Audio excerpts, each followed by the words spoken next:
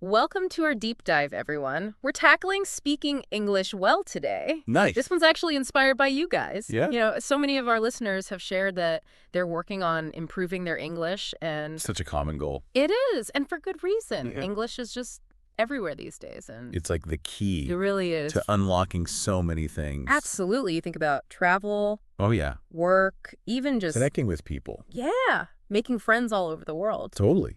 So we found this YouTube video that's just packed with the tips. Cool. And to help us kind of break it all down, we've got our language expert here with us, Hey, everyone. who is like brilliant at explaining the science behind how we learn languages. I'm happy to be here. I love geeking out about this stuff. Awesome. So the video starts with some basics, practicing every day, The fundamentals. immersing yourself in English as much as possible. Right? The usual suspects. You gotta have those. But I actually wanted to jump ahead to some of the, The more interesting stuff. yes, the more unique advice that really caught my attention. Okay. Yeah. So they talked about thinking in English, Interesting. which just sounds so intriguing.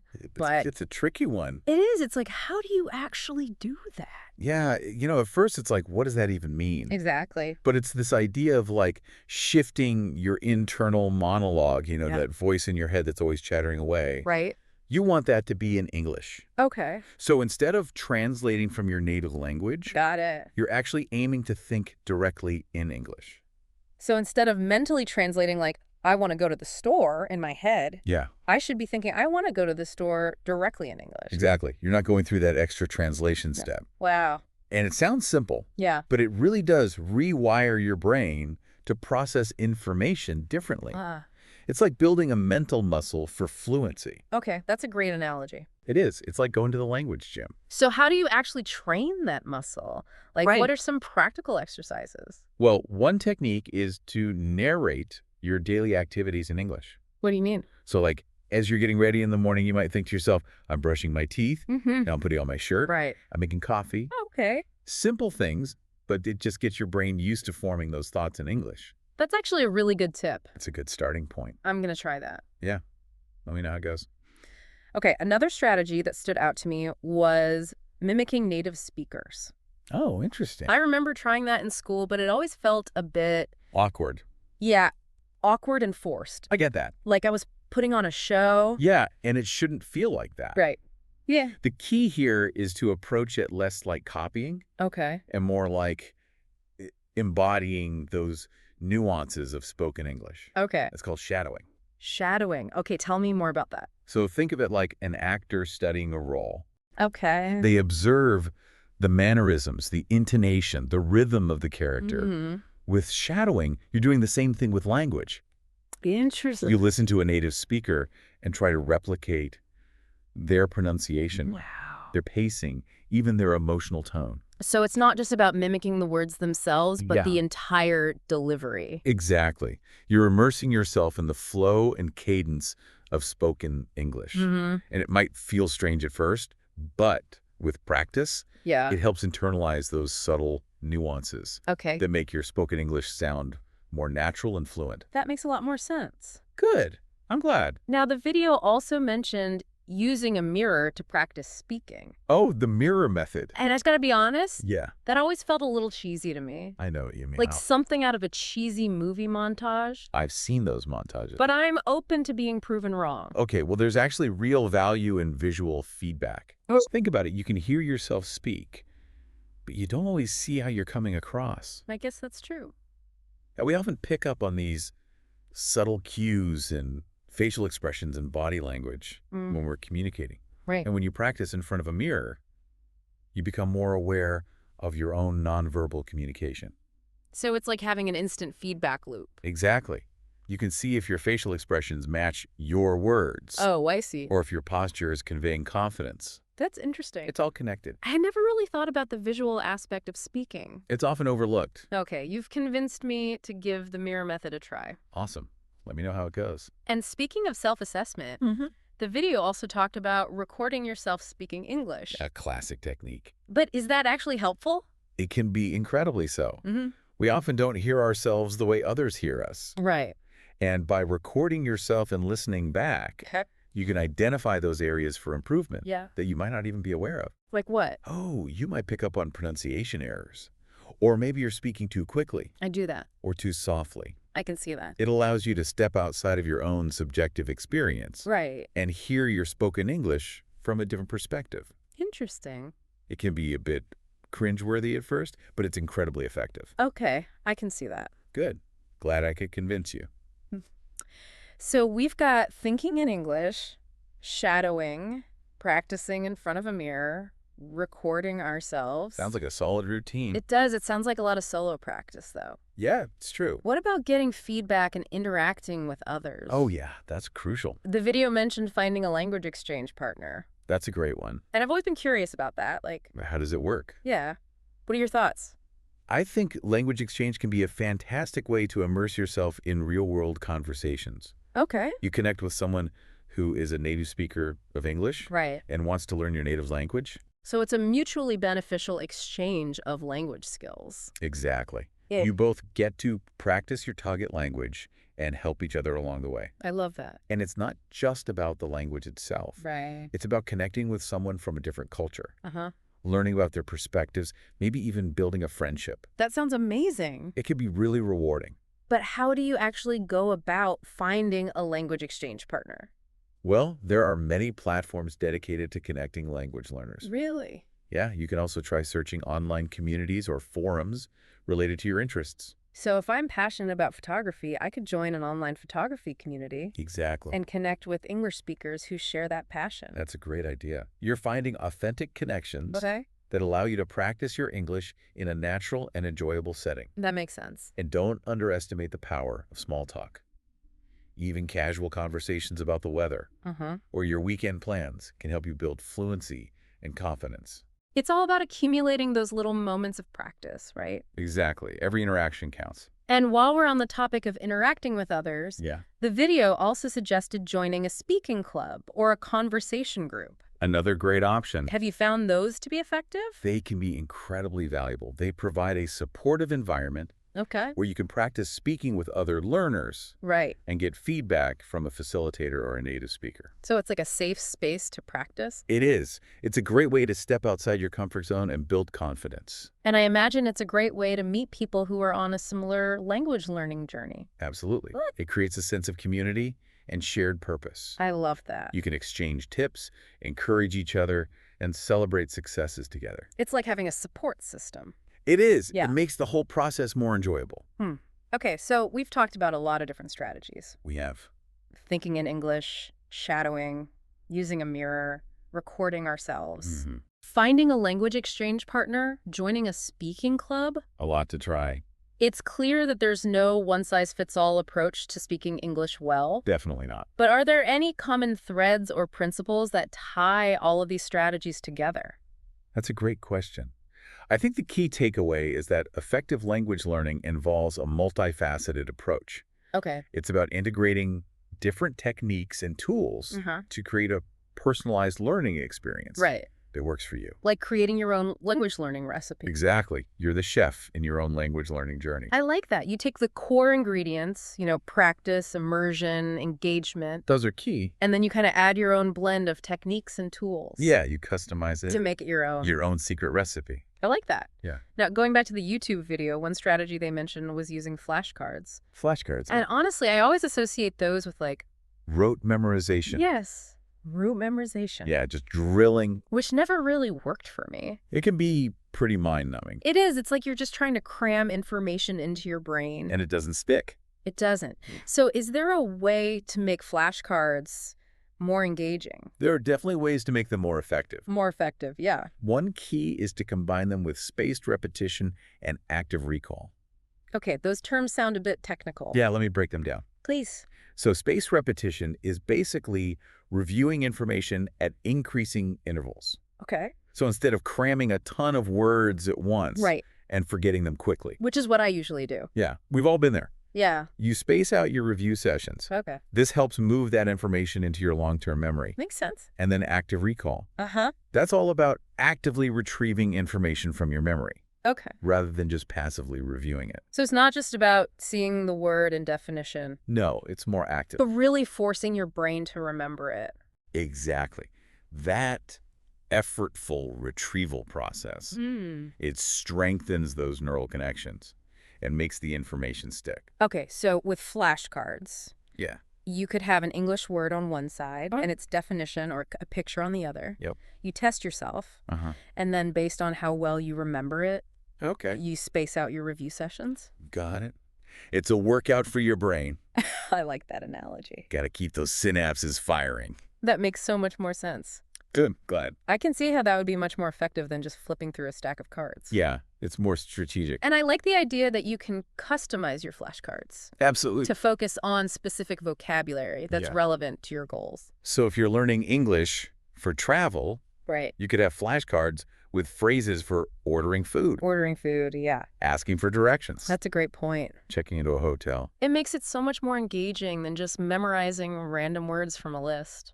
It's all about context. Now, the video also mentioned making English-speaking friends, The friend route. which, I mean, it seems obvious. Yeah, it's a classic tip. But I think a lot of people might be hesitant to actually put themselves out there. It can be intimidating. It is. I know I've been there. I get it. Like, what if I make a mistake? What if they judge me? Those are common fears. They are. But honestly, Yeah. it's one of the most rewarding and effective ways to improve. Okay. The more you interact with native speakers, Right. the more you'll pick up on those natural pronunciation Wow. slang, those subtle cultural nuances that textbooks just don't capture. It's like immersing yourself in the real-world application of the language. Exactly. You're going beyond the textbook. But how do you actually go about finding English-speaking friends if you're not living in an English-speaking country? There are so many ways these days. You could join English conversation clubs, Okay. attend language exchange events, or connect with people online Online, yeah. through language learning forums or apps. So many options. It's about finding authentic connections and shared interests. Right, so if I'm passionate about cooking, I could join an online cooking community Yeah. and interact with English speakers who share that passion. That's a great example. It's Mhm. not just about finding any English speaker. Right. It's about finding people you genuinely connect with. Okay, that makes sense. It makes the learning process more enjoyable and sustainable.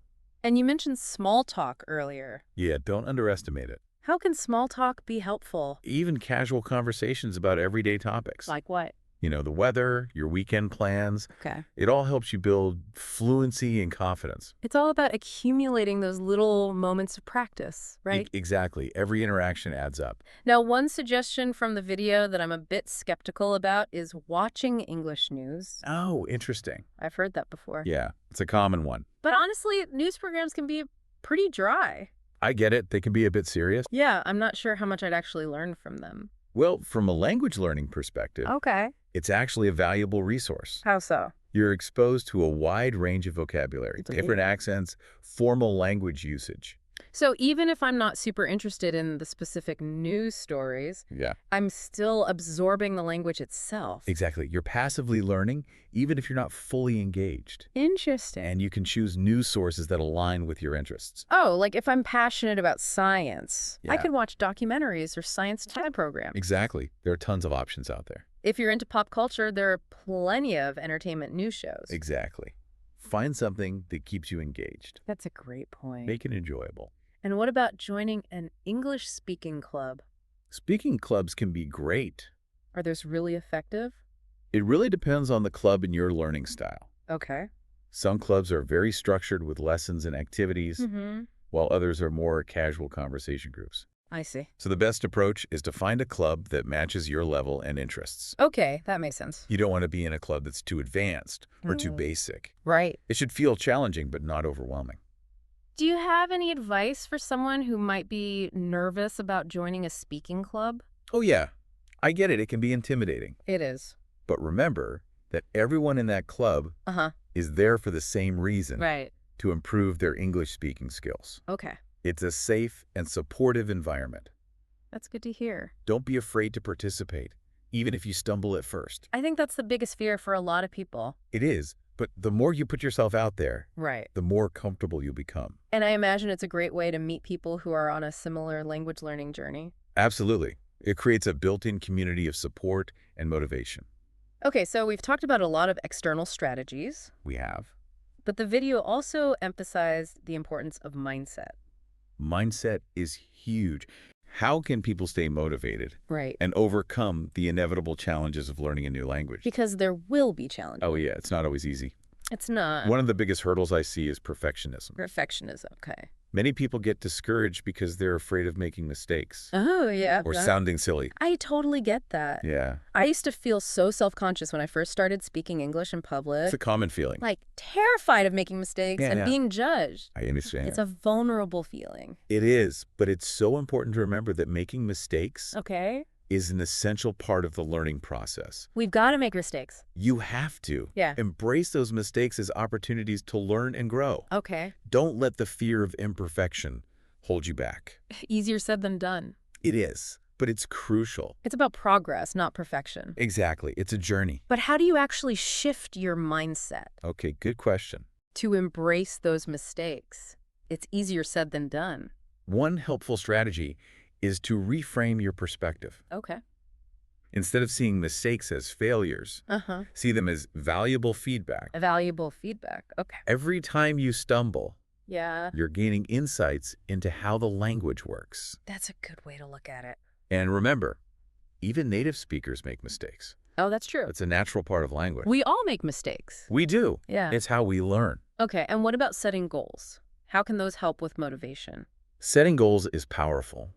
It gives you something to aim for, Yeah. but it's important to set realistic and achievable goals Okay. instead of aiming for fluency overnight. Right. That's not going to happen. It takes time. It does. Break down your learning journey into smaller, more manageable steps. So, for example, instead of saying, Yeah, I want to be fluent in English, which is a great goal, it is, but it's a long-term goal. right? You could say, I want to learn 5 new words every day this week. Okay, that's manageable. Or, I want to have a 10-minute conversation with a native speaker this month. I like that.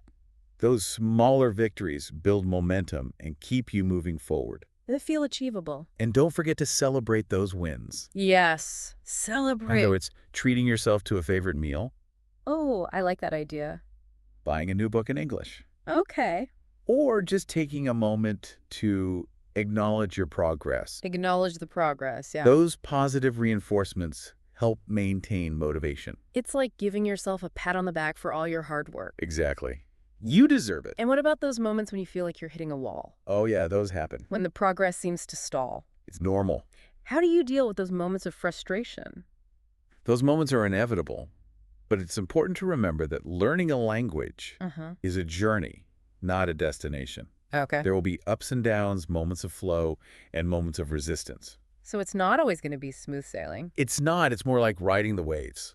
Okay, I like that analogy. You got to ride those waves. But how do you stay positive and motivated when you're feeling stuck? One helpful strategy is to shift your perspective. Okay.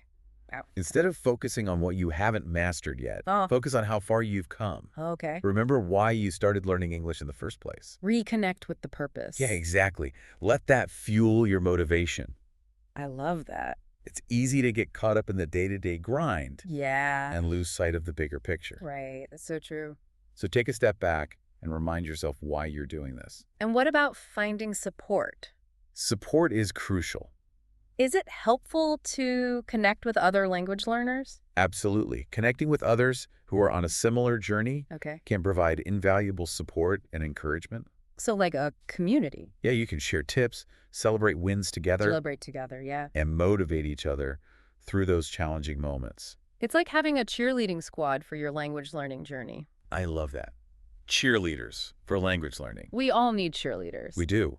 And sometimes just knowing that you're not alone in the struggle can make Yeah. all the difference. Okay, we've talked a lot about different strategies for improving speaking skills. We have covered a lot of ground. But the YouTube video also highlighted the role of technology. Technology, it's everywhere these days. It is. What are your thoughts on using language learning apps? Yeah, apps, online forums, those kinds of things. All those digital tools. Yeah, I think technology can be an incredible asset for language learners.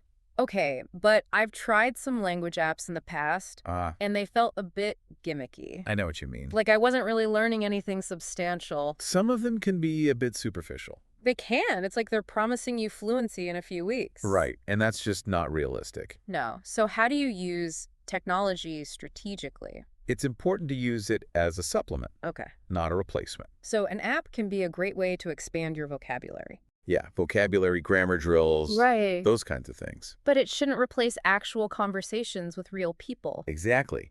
Technology should enhance your learning experience. Not dictate it. It's a tool, not a teacher. I like that distinction. It's important to keep that in mind. Okay, so how do you find the right language learning tools and resources? Yeah, there are so many options out there. It can be overwhelming. It can be. My advice is to start by identifying your specific needs and goals. Okay. What are your weaknesses? Right. What areas do you want to focus on? Got it. Once you have a clear idea of what you're looking for, Uh-huh. you can start researching different apps and platforms. So if I struggle with pronunciation, Yeah, I might look for an app that specifically targets pronunciation skills. exactly. There are apps for everything these days. And don't be afraid to try out a few different options Yeah, experiment. before settling on one. Most apps offer free trials, Oh, that's good to know. so you can get a feel for whether it's the right fit. It's like finding the right pair of shoes. I love that analogy. You got to try them on. You do. You got to see what fits best. And remember, the best language learning tool Yeah. is the one that you actually use consistently. Consistently. Okay. So choose something that you enjoy and that fits into your lifestyle. Make it part of your routine. Exactly. Make it a habit. And what about the role of community in language learning? Community is huge. Right. We talked about joining English-speaking clubs, Yeah, in-person club. but there are also online communities and forums. Oh, yeah, those are great too. What are your thoughts on those? Online communities can be fantastic resources. Okay. They provide a space to connect with other learners Yeah. from all over the world. So you can connect with people from different cultures. Exactly. It's a global community. And you can ask questions, share tips, and practice writing and speaking in English. It's a great way to get feedback and support. It's like having a global network of language learning buddies. I love that. Language learning buddies around the world. We're all in this together. We are. And these online communities often have native speakers Oh, that's who helpful. are happy to help answer questions and provide feedback. That's so valuable. It is. It really highlights the power of community in learning a new language. Absolutely. Learning a language doesn't have to be a solitary endeavor. It's more fun when you're doing it with others. It is. Surrounding yourself with a supportive community can make the journey more enjoyable, Okay. more motivating, Uh-huh. and ultimately more successful. I like that. More successful. It's a team effort. It really does make a difference to know you're not alone on this journey. It does. We're all in this together. Yeah, it really does. It makes you feel like part of something bigger. It's encouraging. You know, as we've been exploring all these different strategies from the YouTube video, Yeah. is there anything that's particularly resonated with you? Like something that you find yourself recommending Oh, let me see. to your students or to people who are learning? One of the simplest but most powerful pieces of advice I often give Okay. is to use English in daily life as much as possible. Oh, that makes sense. But how? Yeah, it's about creating an immersive environment, Okay. even if you're not living in an English-speaking country. You mean finding ways to integrate English into like my everyday routines and activities? Exactly. It's about those small, consistent actions that add up over time. So like instead of listening to music in my native language, Yeah, I could try listening to some English songs. that's a great one. Or challenge yourself to watch a movie with English subtitles. Even if it feels a bit uncomfortable at first. Yeah, it might feel strange at first, but you get used to it. And what about like changing the language settings on my phone to English? That's another good one. Or read an English news article every morning. Okay. Listen to an English podcast while you're cooking dinner. I like how you phrase that. Oh, yeah. Small, consistent actions that add up over time. It's all about consistency. It's not about making drastic changes, but just those little micro immersions throughout the day. Exactly. And the more you do it, the more natural it will become. So like I'll start to think in English. Yeah, maybe even dream in English. Dream in English. Wow. Make jokes in English. That's the goal. It's a good goal to have. Okay, before we wrap up, I want to circle back to one more strategy that the YouTube video mentioned. Which one? Finding a language exchange partner. Oh, yeah, we talked about that a bit earlier. We did, but I'm curious to hear more about how it works in practice. So it's a fantastic way to get personalized practice Okay. and feedback from a native speaker. Okay. You find someone who wants to learn your native language, Right. and you agree to spend time speaking in each other's language. So maybe we spend like 30 minutes speaking in English Yeah. and then 30 minutes speaking in my partner's language. Exactly. It's a mutually beneficial exchange. It sounds like a win-win. It is. You both get to practice your target language and learn from each other's mistakes. But how do you go about finding a language exchange partner? There are Websites and apps specifically designed for language exchange. Really? Yeah, or you could join an online community or forum and connect with people there. Oh, okay, so many options. Many universities also have language exchange programs for their students.